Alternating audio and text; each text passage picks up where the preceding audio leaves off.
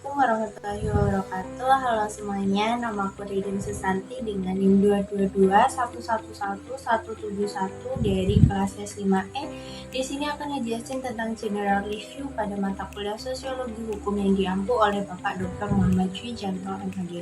Di sini ada 14 pokok bahasan, yaitu pengertian sosiologi hukum, hukum dan kenyataan masyarakat, yuridis empiris dan yuridis normatif, mazhab pemikiran hukum positivisme, mazhab pemikiran hukum sociological jurisprudence, mazhab pemikiran hukum living law dan utilitarianisme, pemikiran Emil Durkheim dan Ibnu Khaldun, pemikiran hukum Max Weber dan H.L. Ehart, effectiveness of law and social control, socio-legal studies, progressive law, legal pluralism, dan pendekatan sosiologis dalam studi hukum Islam.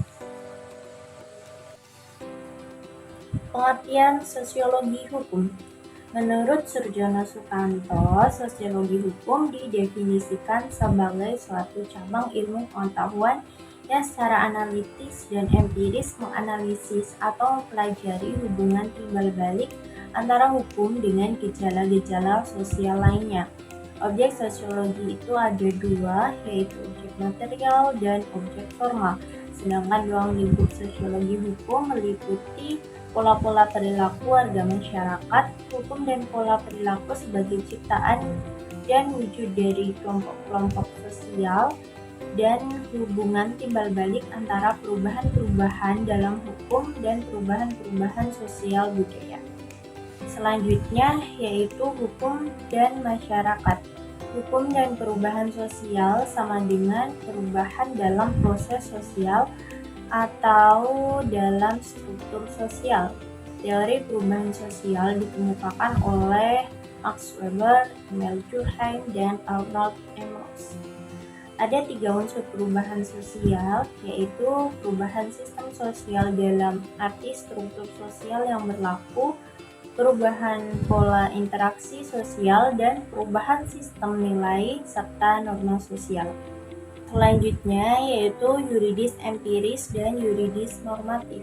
Pendekatan yuridis empiris dilakukan melalui studi lapangan untuk memperoleh data terkait model kemasyarakatan, interaksi sosial, sistem sosial, struktur sosial, dan pola perilaku. Pendekatan yuridis normatif menelaah kaidah dan norma hukum terkait tindak pidana kesusilaan melalui studi kepustakaan, mencakup norma dasar, asas hukum, peraturan perundang-undangan, dan putusan pengadilan. Selanjutnya yaitu mazhab pemikiran hukum positivisme. Aliran hukum positif mempunyai suatu pandangan di mana mengharuskan pemisahan antara hukum dan moral secara tegas. Maksudnya adalah antara hukum yang berlaku dan hukum yang seharusnya. 2 jenis aliran hukum positif, yaitu aliran hukum positif analitis dan aliran hukum murni.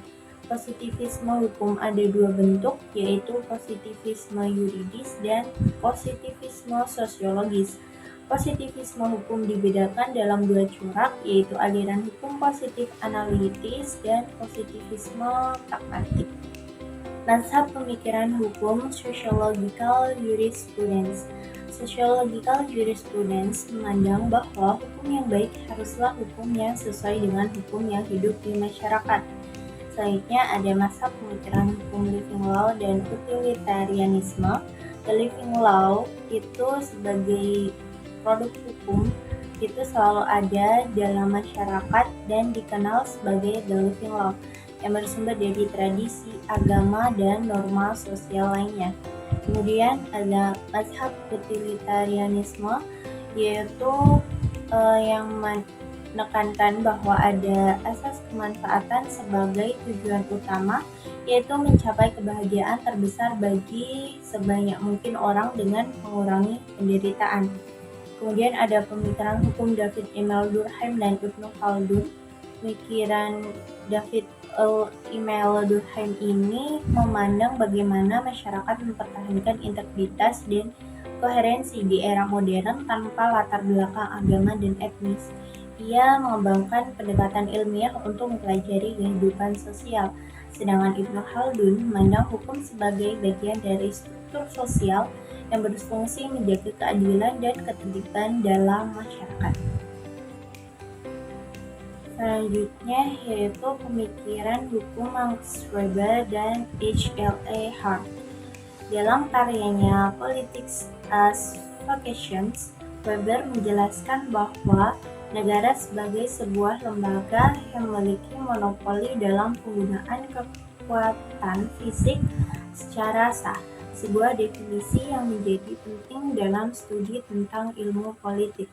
Kemudian pemikiran hukum H.L.H. Hart dalam karya terkenalnya The Concept of Law atau konsep hukum yang dianggap sebagai salah satu karya filsafat hukum paling penting pada abad ke-20.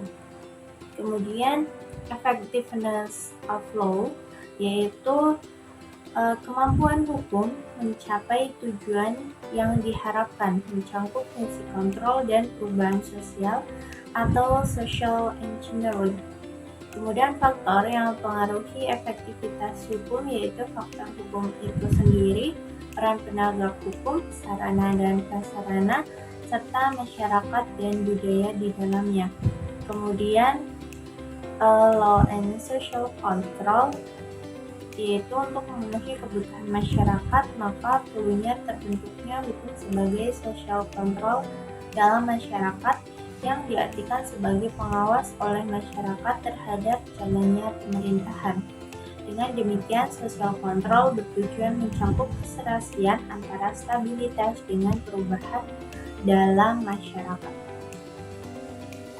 Pluralisme hukum.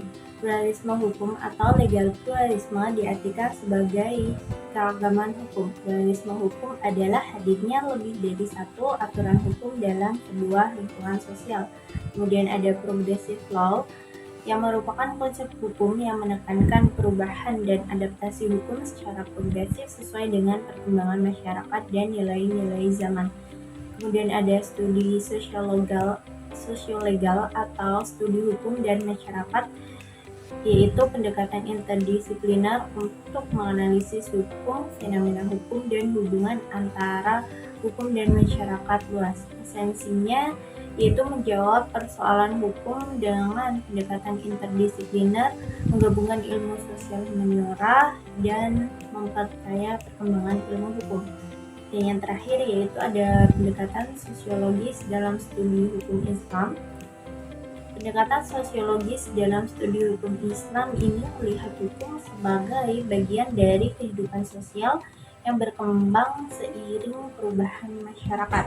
Pendekatan ini menghubungkan dalil-dalil Al-Quran dan hadis dengan realitas sosial serta menyesuaikan hukum dengan dinamika sosial dan perubahan zaman. Itu tadi sedikit general review dari aku. Semoga bermanfaat.